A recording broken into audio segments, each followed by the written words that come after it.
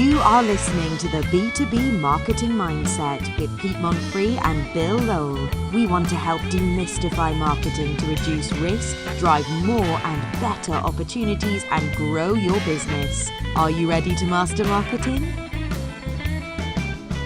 All right, are you ready to master marketing? I'm Pete Monfre, and let's get into the B2B Marketing Mindset, shall we?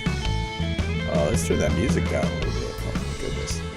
Welcome to episode 106, if you can believe that. Our guest today is an expert in optimizing messaging on ads and landing pages to get the most out of every dollar. She knows pay-per-click and account-based marketing inside and out. She's calling all the way from Tel Aviv. How cool is that?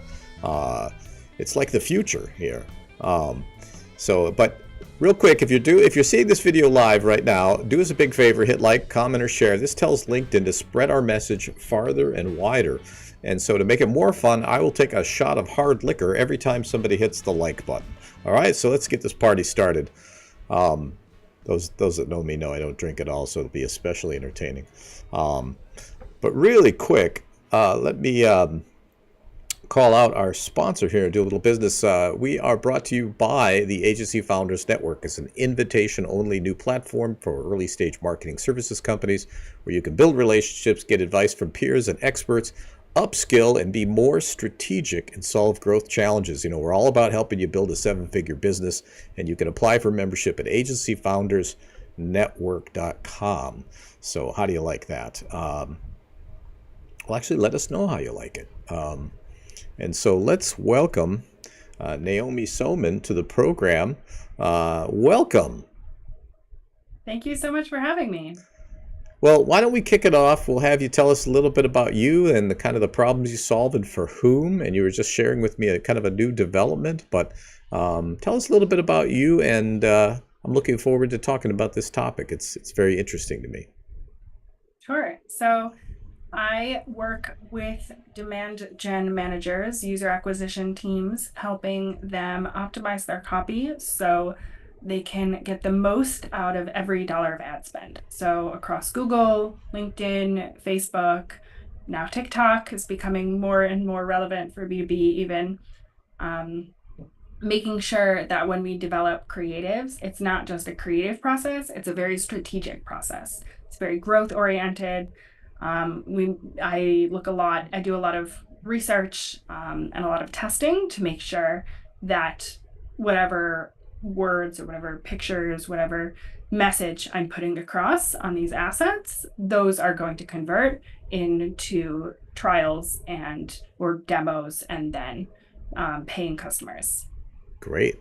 It's amazing that people just don't do that by default.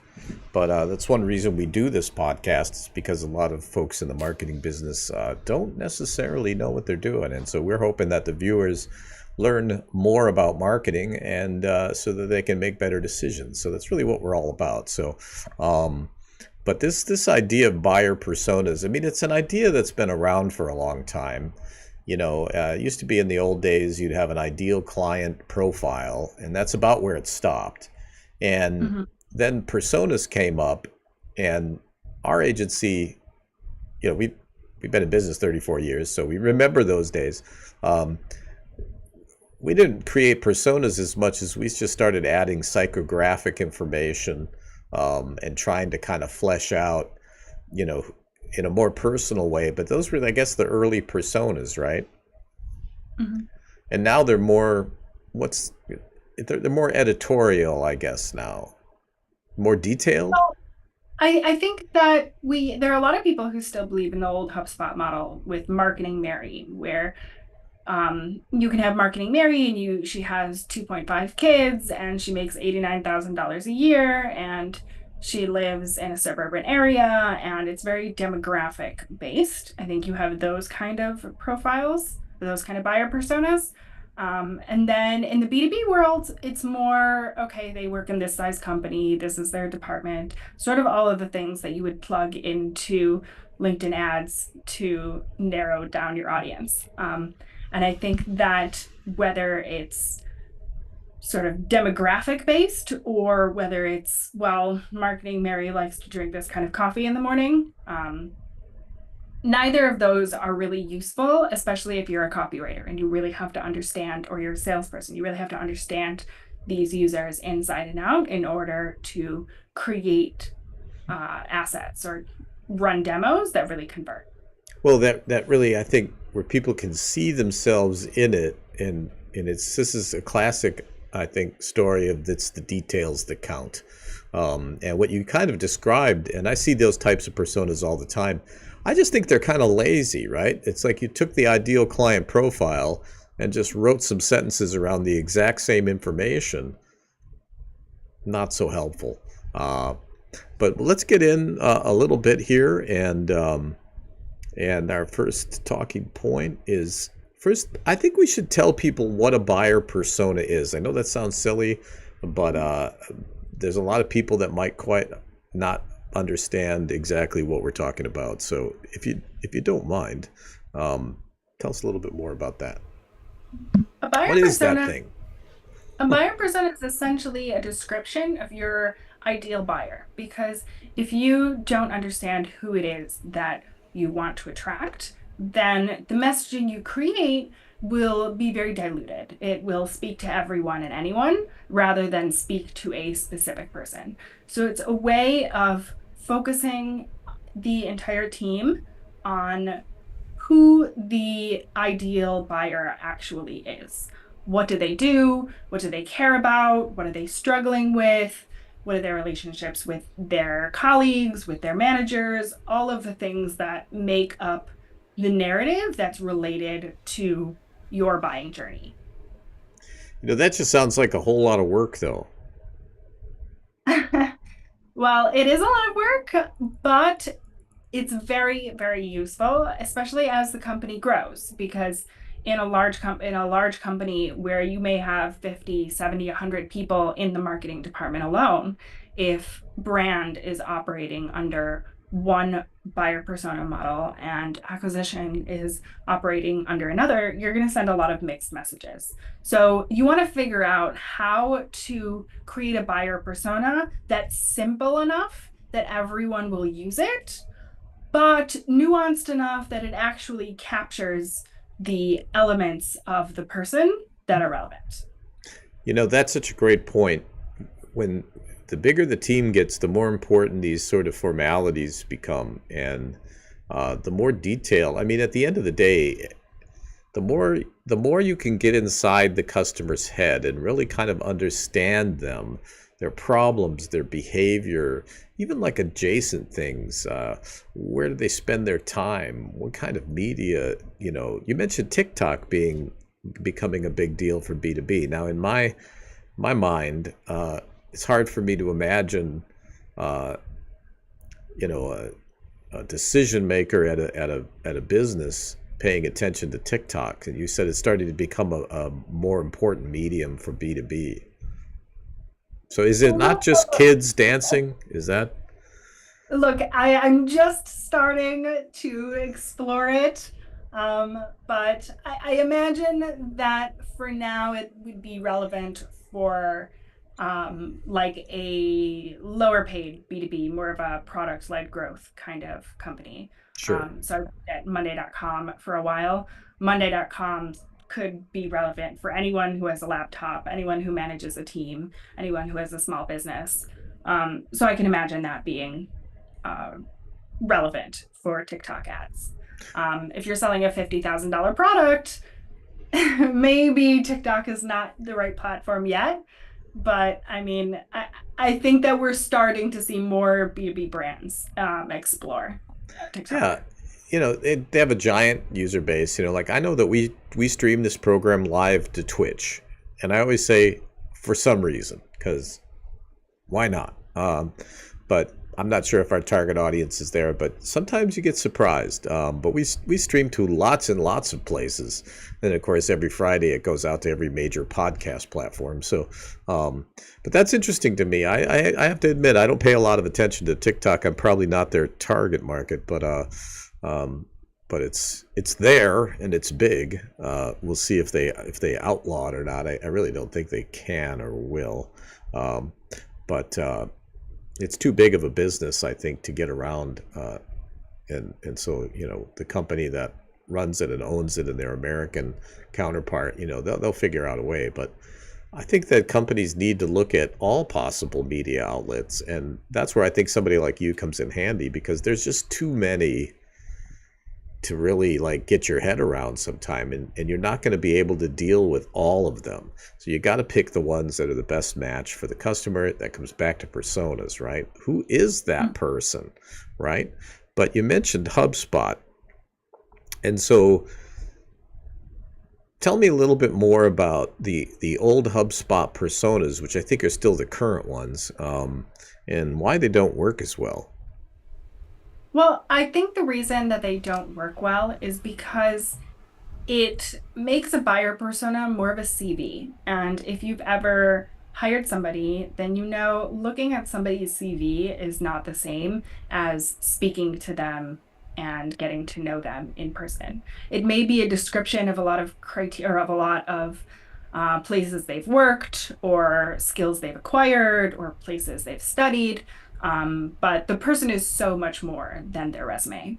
So the way that I think about it is we give them these titles, Marketing Mary or Finance Fred, but just from the buyer persona that most companies make, you can't imagine Marketing Mary. You don't know what she sounds like. She's not like a character living and breathing in your imagination. So I think what I try to encourage my teams to adopt is a buyer persona that's more focused on moments. So more digestible, and more focused on the senses. So, for example, is a person managing their work on a spreadsheet and there are 17 tabs open and they have no idea where anything is?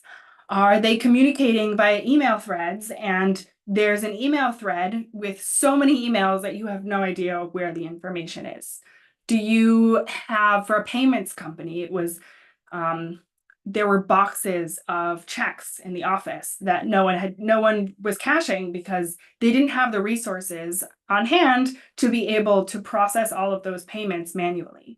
Whatever that pain point is for your users, if you can describe what it looks like, what it feels like, what it sounds like, then you're going to start to develop an image in your mind of who that person is. And when you can start to tell that story, that buyer persona moves from a resume to a character that you feel like you know.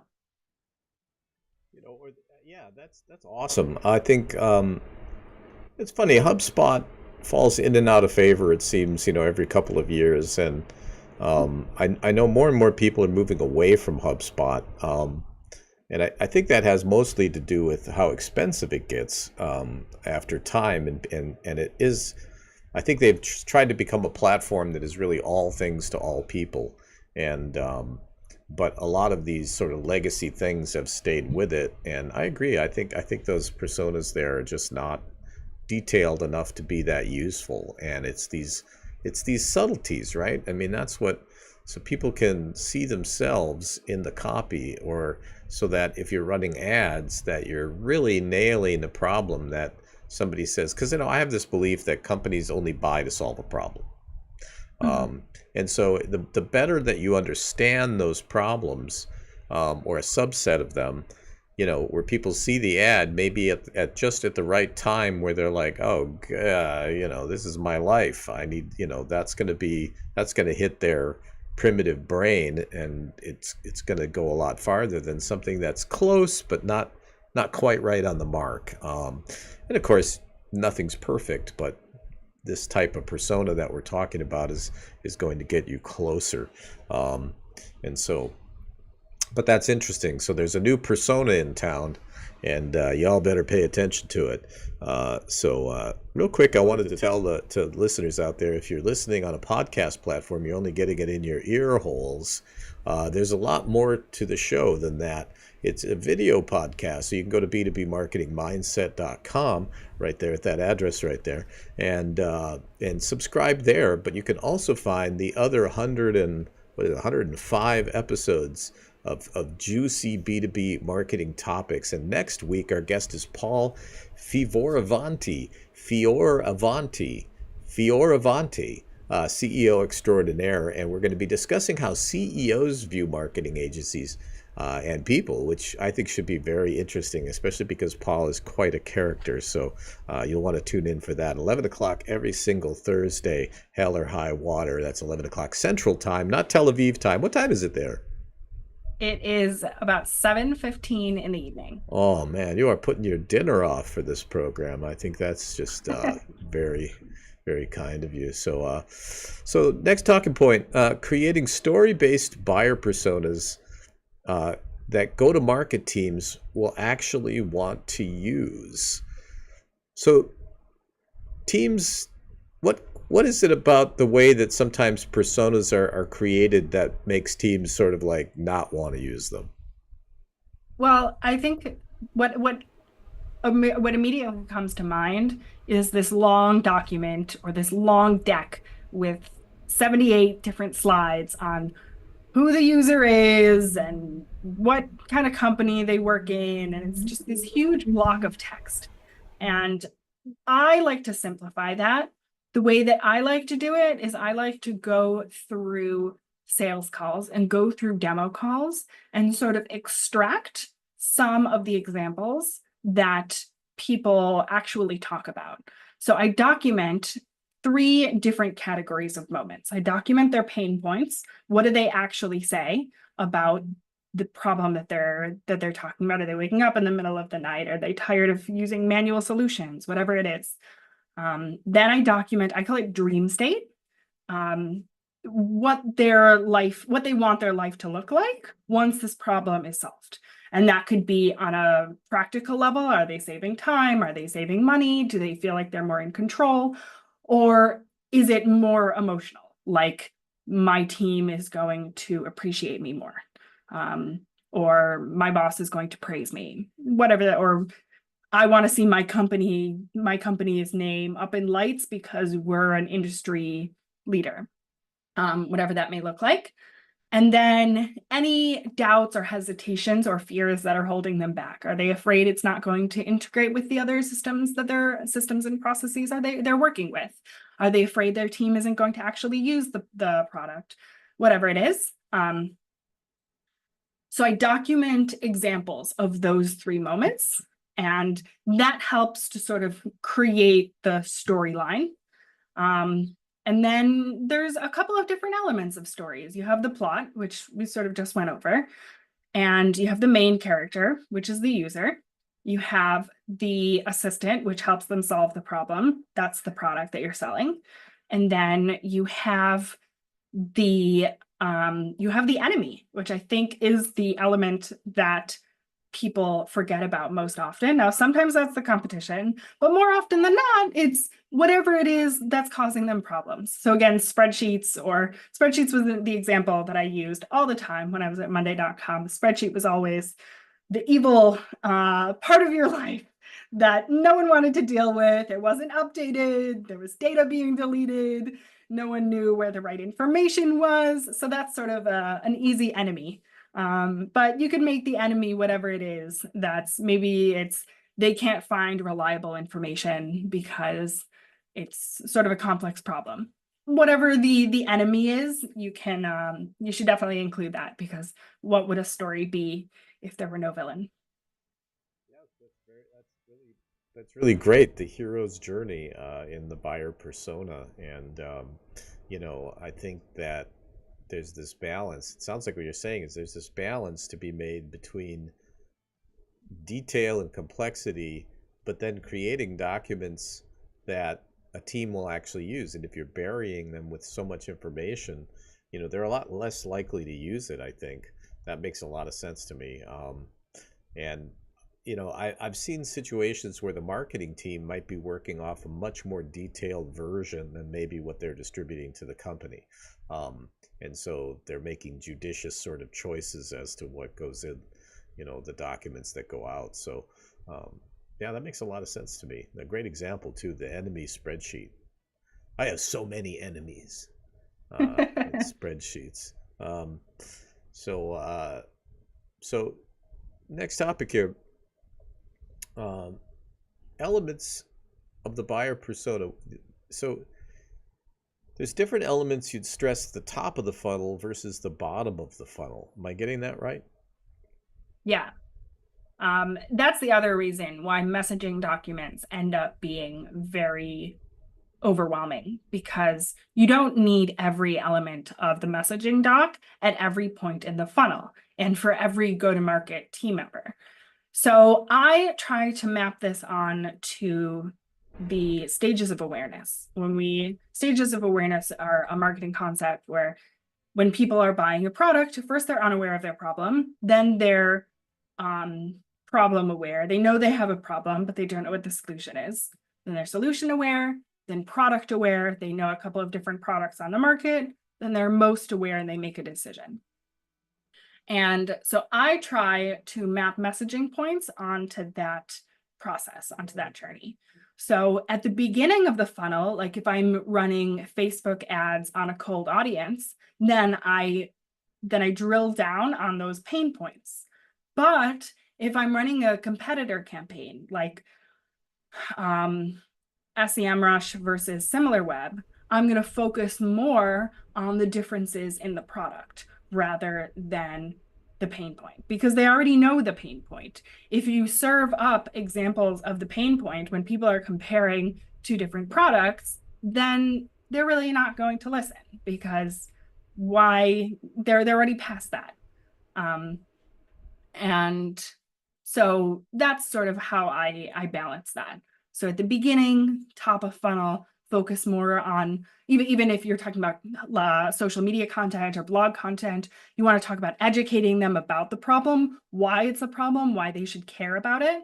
Then if it's ad copy, it's more like drilling down on that problem, not like assuming they know that they're aware of that problem and really agitating it, making them feel that problem.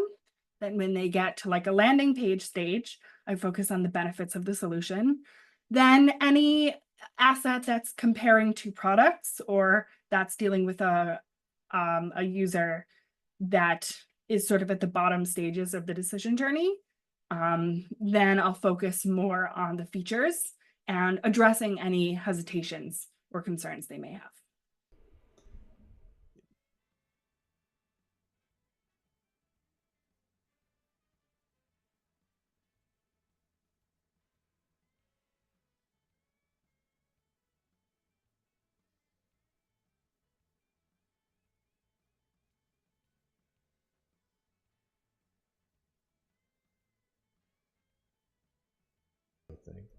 There we go. Is that better?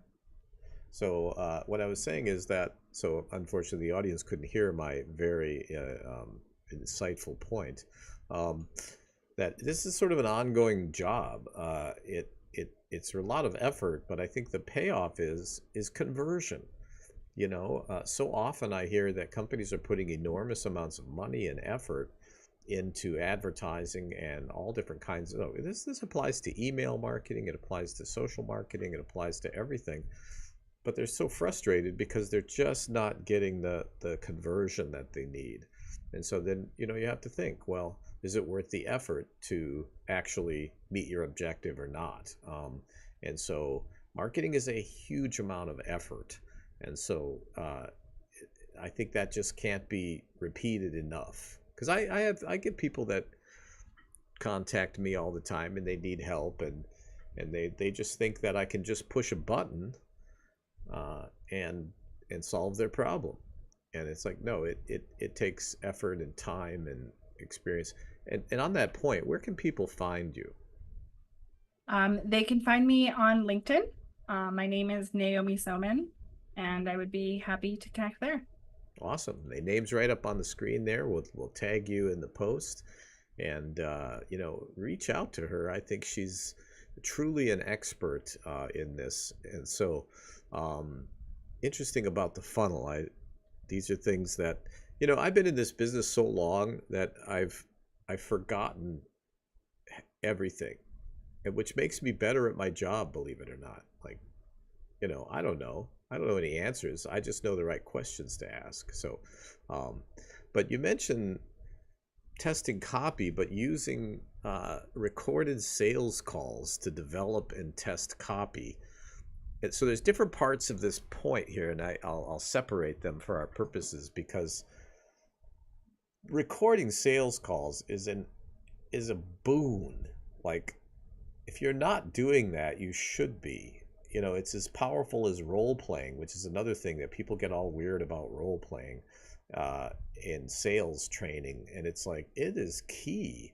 And so tell us a little bit. We'll take the first half, how to use recorded sales calls, and then we'll talk about jargon, right? Um, so tell me a little bit about that. What do you glean from sales calls when you're recording them?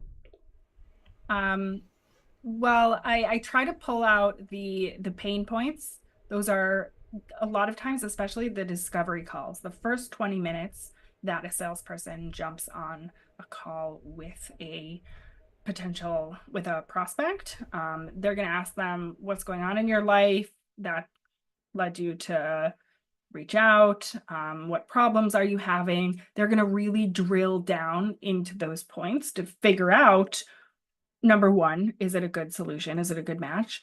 And number two, if it is a good match, what information do we need to extract from them so that when we show them a demo, then we're going to be able to show them a very relevant demo. So those first 20 minutes I find enormously, enormously helpful. And a lot of larger companies that I've worked with use a platform like Gong or Chorus that records all the calls. And then you can search through them with like keywords, which is helpful. But you're right, every company should be recording sales calls, not only for research purposes, but for training purposes. It's a great way to onboard new employees, and it's a great way for any team member to understand more about the users. Well, and I think also if you want to be a top performing salesperson, you're going to want to listen back to your sales calls also, anyway, because I do some sales training, and it's just so invaluable. I actually had a client once, and we recorded the call. I felt so bad for the guy that was struggling through this sales call, um, but it was interesting how it didn't seem that bad when he was in the moment, but when he heard it back, he was just like, "Oh my gosh," and he was trying to show off his knowledge, and he throws out a fact, uh, and the prospect says, "Actually, that's completely wrong. That's not how it works at all." And one of the rules is you're not there to get your needs met. If you're in a sales call, you're not there to get your needs met. In other words, to show off how smart you are or to show them how you really know their business or all that. You're there to get information from them. So just keep your mouth Mhm. shut and listen. Um, and Mhm. so recording will really show you how you're performing. And it is kind of scary. I got to admit, it's a little scary. But the end result here is that you'll be able to test different things, right? And also that you can write copy that is free of jargon and makes people stop scrolling. Stop scrolling, people. Exactly. And I think that companies, especially if you've been in a company for a long time, it's so easy to get into these jargon traps because you know the product so well. So you assume that everyone has your information or understands it the way you do, and you can't see it from the outside. But the more you can simplify that language, the more direct you can make it, the clearer it will be. And just a funny example, there was a sales call I was listening to where the person said that instead of sort of the basic setup of the product, they use the phrase meat and potatoes of the product. I want you to like set up like the meat and potatoes of the product. And I thought that was so funny, and it's so sticky. When we talk about copy, we call sticky copy. It's copy that sticks in your mind. That I had to put it on the page. That's the kind of thing where like you just can't help but think, exactly, that's what I want. That's awesome. And it's funny how I was actually just like, I think 2 days ago, I was talking to a prospect who really felt like their website and their messaging and all that was really getting across what they do. And it absolutely wasn't. And I said, when we're really immersed in our own little world in our area of expertise, and we'll write something and put it out there, our brains will actually fill in the gaps and it'll make perfect sense to us. But you put yourself in the shoes of somebody, coming in from the outside, and they're just completely baffled, right? I mean, it's you know, and unfortunately for this person, this always kind of makes me sad. It was a very easy problem to fix for him, but he just was convinced that he was nailing it. Yet, his business was really sucking wind. So I that mean, might be sticky copy, sucking wind. I I don't know. don't want to criticize people because it's so much harder when you're writing for yourself. That's why it's Yes. helpful to have somebody like a copywriter come in and sort of take a look at it with a fresh set of eyes or a new perspective, or look at it from a copywriter mindset. But whenever I've written for myself, I created a website for myself, and then come back and be like, does this make any sense? Like, what on earth was I thinking? What message am I trying to get across? Because when it's your product or your service, it's hard to see it from the outside. Well, it's a great point, and I love making fun of people and criticizing them. But I will admit that, I'm too close to my business. I can't see it the way that someone on the outside, and I often will bring in help. And I do this stuff, and I am a copywriter. Being in the business so long, you learn really every aspect of what the company does, because someone's always not going to show up. So you kind of have to do that. But getting people to stop scrolling, what we're talking about is that somehow you're hitting that primitive brain with a message that's so relevant that you just get that 3 seconds of cognition. That's where it starts, right? Where we're just scrolling and scrolling. The LinkedIn feed is a great example of this. If you look at the posts, they all look the same. And all the ads look the same. Mhm. And we have tested different things where we use different kinds of colors and really graphic and simple images and very psychologically impactful images that are also very simple. You don't have a lot of copy and stuff on them.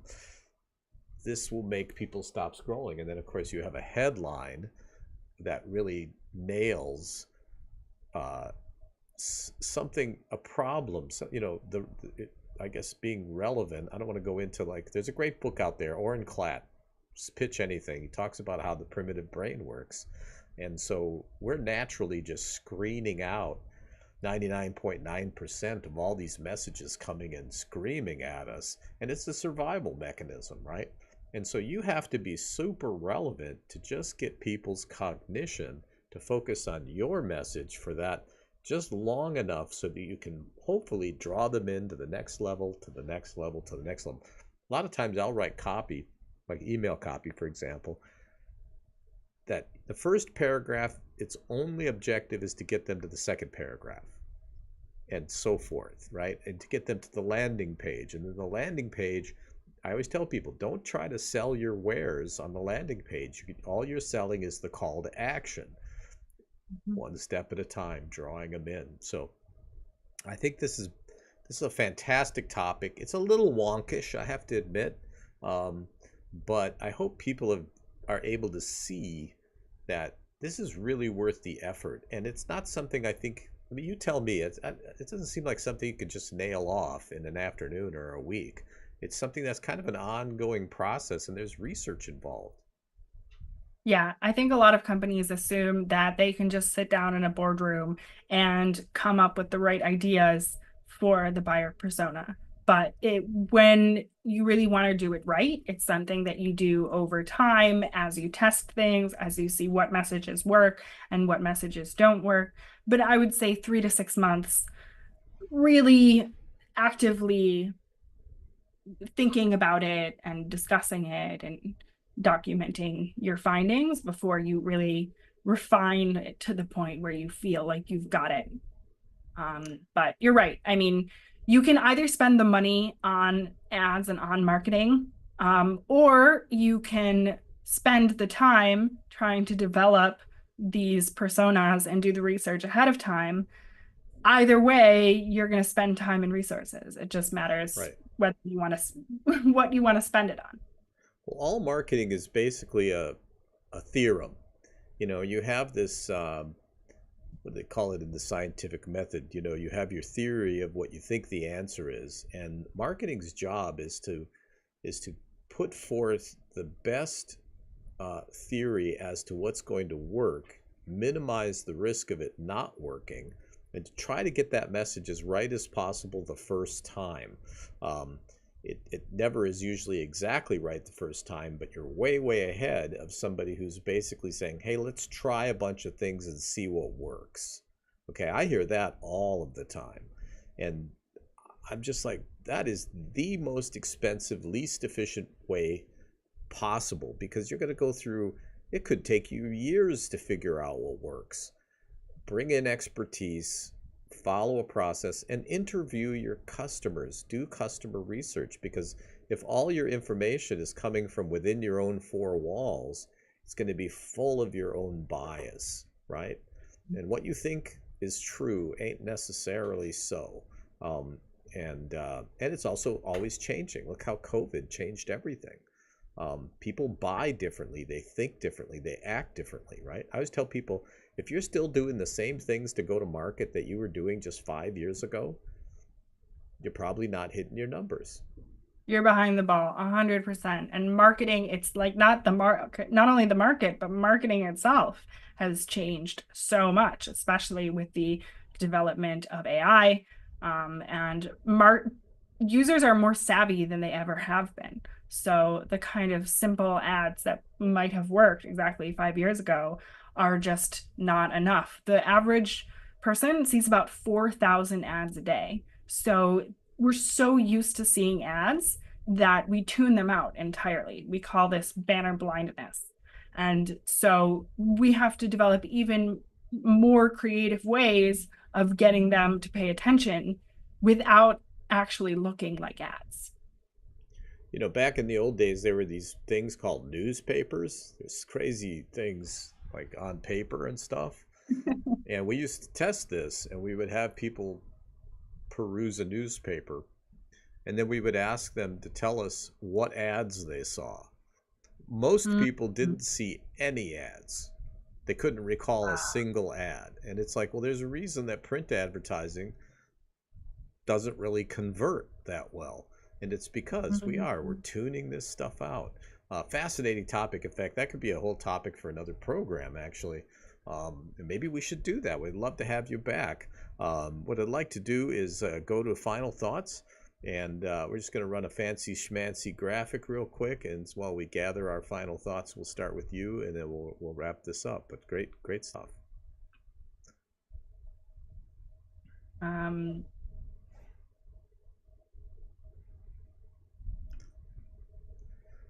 So final thoughts on this topic. Lay it on us. Okay, so when it comes to buyer personas, try to listen to as many sales calls as you can. And instead of thinking of specific criteria or demographics that help define your user, think in terms of moments. Think in terms of what is their story? What are they going through on an everyday basis? Who are they talking to? What are they feeling? What are they seeing? And then take all of those details and take the phrasing they use to describe it and put that into your copy. And you'll have copy that's fresher, that's freer of jargon, and that really resonates with people, of course, because it's their own words. And that's what I've been doing for several years. And I can tell you, I work in very data-driven teams. It's always a more efficient way of converting people, of driving sales. When you do that kind of research and you develop creatives that are based on the user's real life. Well put. I think my thoughts are this. You have to speak in the language of the audience. And sometimes the audience gets the words wrong. You might have to finesse that a little bit because it has to be in their language. I was making fun of somebody on LinkedIn the other day. They used 12 acronyms in an article. Um, and it was a really great article, but it's just, you have to never overestimate people's level of understanding or patience to read something and to engage with it cognitively. You have to make this the least amount of friction imaginable. And if you're writing in jargon, or you're not getting the nuances of their challenges and their problems, what you're doing is you're introducing friction, and that's the last thing that you want to do. So great topic. Thank you so much for being on the program, and I would love to get to know you better. This is the first time we've met, so we'll have to remedy that. And great stuff. And again, I encourage people to we'll tag you in the post, and get to know Naomi. She's a marketing master. Thank you so much for that, and thank you for having me on. This is a lovely discussion. Oh, my pleasure. All right. Well, we'll see everybody next week when we have a CEO who's going to tell us what he thinks, or what CEOs think of the marketing business. So you don't want to miss that. It's going to be rough going, I think, but we'll make it through. All right. Hang on a second while we go off the air, and thank you so much again. Signing off. See you all next week. You've been listening to the B2B Marketing Mindset with Pete Monfre and Bill Lowell. Add to the conversation by commenting, sharing, and liking. And don't forget to subscribe and check out the links in the comments. Learn more at b2bmarketingmindset.com.